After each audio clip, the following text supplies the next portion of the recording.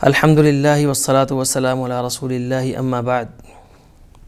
خواب کے حوالے سے ہم نے گفتگو شروع کی تھی، تو آج اس کی تیسری قسط پیش خدمت ہے، جس میں ہم خواب کی اقسام کے حوالے سے بات کریں گے کہ خواب کی 3 قسمیں ہیں۔ نمبر 1، بشارت الہی۔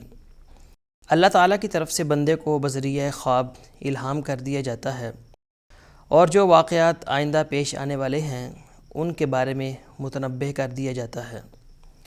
خوش کن خواب ہوں تو اللہ تعالیٰ انہیں بھی اپنے خزانہ غیب سے دل میں القاء کر دیتا ہے، اسی کو مبشرات بھی کہا گیا ہے۔ اور ایسے ہی خوابوں کو نبوت کا 46واں حصہ قرار دیا گیا ہے۔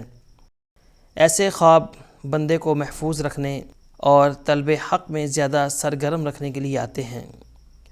نمبر 2، حدیث النفس۔ جس قسم کا انسانی ذہن ہوتا ہے اس کو خواب بھی اسی قسم کے آتے ہیں۔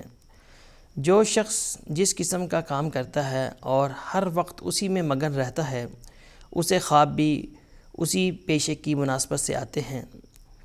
اگر ذہن میں عشق سمایا ہوا ہے تو خواب بھی عاشقانہ دکھائی دیتے ہیں۔ اگر بھوکا پیاسا ہے تو خواب بھی کھانے پینے ہی کے بارے میں آئے گا۔ خواب کی تیسری قسم، شیطانی ڈراوا۔ شیطان ڈرانے کے لیے کچھ واقعات یا صورتیں ذہن میں ڈال دیتا ہے، اور کبھی گمراہ کرنے کے لیے خواب میں ایسی چیزیں دکھا دیتا ہے جن کی وجہ سے وہ شخص راہ راست سے بھٹک جائے۔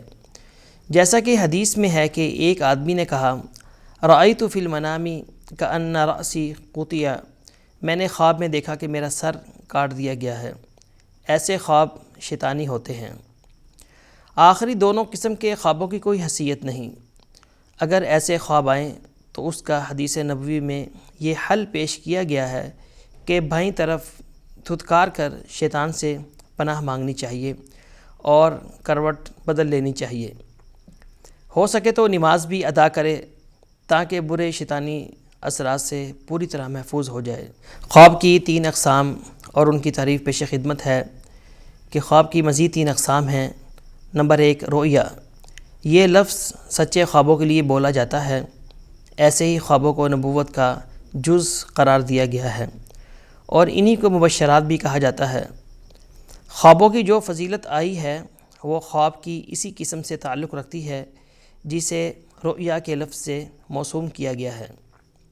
نمبر 2، اضغاث۔ یہ زغث کی جمع ہے۔ زغث ایسی گٹری کو کہا جاتا ہے جس میں مختلف قسم کے خس و خاشاک اور گھاس پھوس جمع ہو۔ یہاں اس سے مراد وہ خواب ہے جس میں طرح طرح کے ملے جلے خیالات متشکل نظر آتے ہیں۔ قرآن مجید میں سیدنا ایوب علیہ السلام کے قصے میں یہ مقدس الفاظ آئے ہیں، وَخُذْ بِيَدِكَ ضِغْثًا، اور اپنے ہاتھوں میں لکڑیوں کا گٹھا پکڑو۔ نمبر 3، احلام۔ یہ حلم کی جمع ہے۔ یہ مطلقاً رؤیا یعنی خواب کو بھی کہا جاتا ہے۔ اسی طرح یہ اس خواب کے ساتھ بھی خاص ہے جس کا تعلق شیطان سے ہو، جیسا کہ حدیث میں ہے، رؤیا سچے خواب اللہ تعالیٰ کی طرف سے ہوتے ہیں، اور حلم برے خواب شیطان کی طرف سے ہوتے ہیں۔ شاہ مصر نے اپنے خواب کو درباریوں سے تعبیر مانگی تو انہوں نے کہا، اضغاث احلام وما نحن بتأویل الاحلام بعالمین۔ یہ خوابوں کی پریشان باتیں ہیں اور ہم ایسے خوابوں کی تعبیر بالکل نہیں جانتے۔ مطلب یہ ہے کہ آپ نے جو خواب دیکھا ہے وہ مختلف پراگندہ خیالات کا مجموعہ ہے اور اس کی تعبیر واضح نہیں ہے۔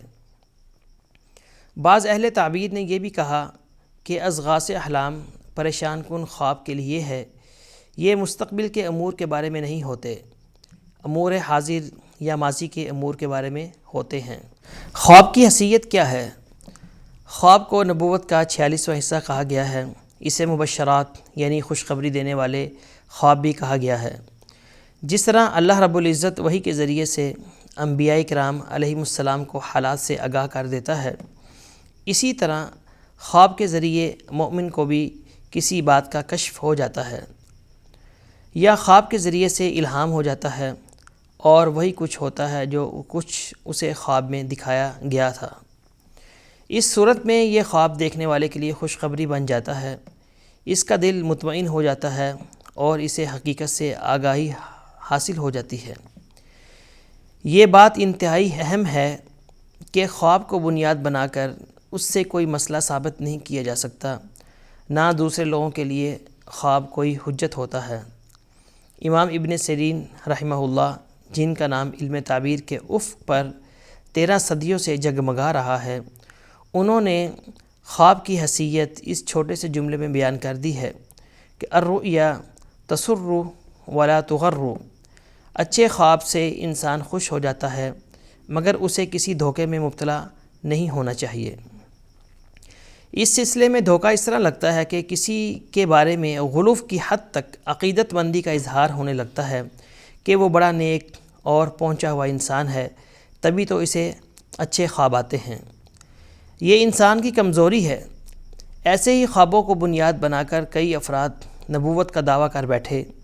کذاب و دجال قسم کے لوگوں نے اپنی شخصیت کا ڈنڈورا پیٹنے کے لیے اکثر خوابوں ہی کا ہی سہارا لیا ہے۔ انہیں یہ خوش فہمی ہو گئی کہ وہ بڑے پہنچے ہوئے انسان ہیں، انہیں خواب میں فلاں فلاں چیز دکھائی گئی ہے۔ اس طرح انہوں نے مختلف حیلے بہانے بنا کر، نبی کی مختلف اقسام بنا کر، ذلی و بروزی کی اصطلاحات گھڑیں اور نبی ہونے کا دعویٰ کر دیا۔ اگر کسی کو اچھے اور سچے خواب آئیں تو اسے چاہیے کہ اللہ تعالیٰ کا شکر ادا کرے اور دعا کرے کہ یہ خواب میرے لیے خیر و برکت کا ذریعہ بنے، میرے لیے کسی فتنے اور آزمائش کا سبب نہ بنے، اور اگر برا اور ڈراؤنا خواب آئے تو اللہ کی پناہ مانگے۔ ہمارے ہاں پیری مریدی کا چکر خوابوں کے ذریعے ہی سے چلایا جاتا ہے۔ پیر حضرات مختلف خواب بتا کر اپنی کرامتیں بیان کرتے ہیں اور جھوٹے کشف و الہام کے ذریعے سے اپنا کاروبار چلاتے ہیں۔ لیکن اگر کوئی شخص شریعت کے مطابق زندگی بسر کرتا ہے اور ہر معاملے میں شریعت کی پاسداری کرتا ہے تو وہ یقیناً اللہ کا نیک بندہ ہے، اس سے کرامت کا ظہور ہو سکتا ہے۔ خواب کے حوالے سے یہ بات یاد رکھنی چاہیے کہ اگر کسی کو کوئی خواب آئے تو ضروری نہیں کہ وہ اس کی تعبیر لازماً پوچھتا پھرے۔ اگر وہ تعبیر نہیں پوچھتا یا اسے تعبیر کا پتہ نہیں چلتا تو اسے اتنا بے قرار نہیں ہونا چاہیے کہ جب تک تعبیر کا علم نہ ہو جائے اسے کسی طرح چین ہی نہ آئے، نہ ہی وہ شرعی طور پر اس بات کا مکلف ہے کہ اس کی تہہ تک پہنچنے کی کوشش کرے۔ بعض دفعہ کوئی شخص خواب میں جو کچھ دیکھتا ہے روزے روشن کی طرح ٹھیک اسی طرح کا معاملہ سامنے آ جاتا ہے۔ نماز کا وقت آ جائے تو اسے خواب میں بتا دیا جاتا ہے کہ اب نماز کا وقت ہے، وضو کرو اور نماز پڑھو۔ یہ انسان کا روزانہ کا معمول ہوتا ہے، یا وہ جو کچھ سوچتا ہے وہی ذہن میں نقش ہو جاتا ہے اور اسے خواب کے ذریعے سب کچھ بتا دیا جاتا ہے۔ پھر جب آدمی بیدار ہوتا ہے تو اسے اندازہ ہوتا ہے کہ یہ تو نماز ہی کا وقت تھا۔ اسی طرح یہ بات بھی ذہن نشین رہے کہ خواب میں کسی رکن کی ادائیگی سے وہ شخص اپنی ذمہ داری سے عہدہ برآ نہیں ہوگا۔ جیسے کوئی شخص خواب میں نماز ادا کرے تو ایسا نہیں ہے کہ اسے اب نماز پڑھنے کی ضرورت ہی نہیں، بلکہ وہ بیدار ہو کر نماز ادا کرے گا۔ شریعت کے احکام ظاہری کا وہ حالت بیداری میں بر وقت ادا کرنے کا پوری طرح پابند ہے۔ خواب کے ذریعے خوشی یا غم محسوس کرنے کی بجائے خواب کی اور کوئی حیثیت نہیں، نہ اس سے کسی طرح کی کوئی بزرگی، ولایت اور پرہیزگاری چمکتی ہے، ایسی دکانداری چمکانی بھی نہیں چاہیے۔ شیخ عز الدین بن عبدالسلام کے دور میں ایک قاضی کا واقعہ گزرا ہے۔ وہ ایک فیصلہ کرنے لگا تو خواب میں اس کے خلاف بتایا گیا۔ ہوا یوں کہ اسے خواب میں نبی اکرم صلی اللہ علیہ وآلہ وسلم ملے۔ آپ صلی اللہ علیہ وآلہ وسلم نے فرمایا، تمہارا فیصلہ غلط ہے۔ یہ معاملہ خلیفہ وقت کے پاس گیا، علماء کرام بھی موجود تھے۔ شیخ عز الدین نے فرمایا، آپ شریعت کے مطابق فیصلہ کریں، خواب کی روشنی میں فیصلہ کرنا جائز نہیں۔ چنانچہ علماء کرام نے ان کی بات پر اتفاق کیا اور آپ کی رائے کو سب سے مستحسن قرار دیا۔ اس واقعے سے خواب کی حیثیت اجاگر ہو جاتی ہے۔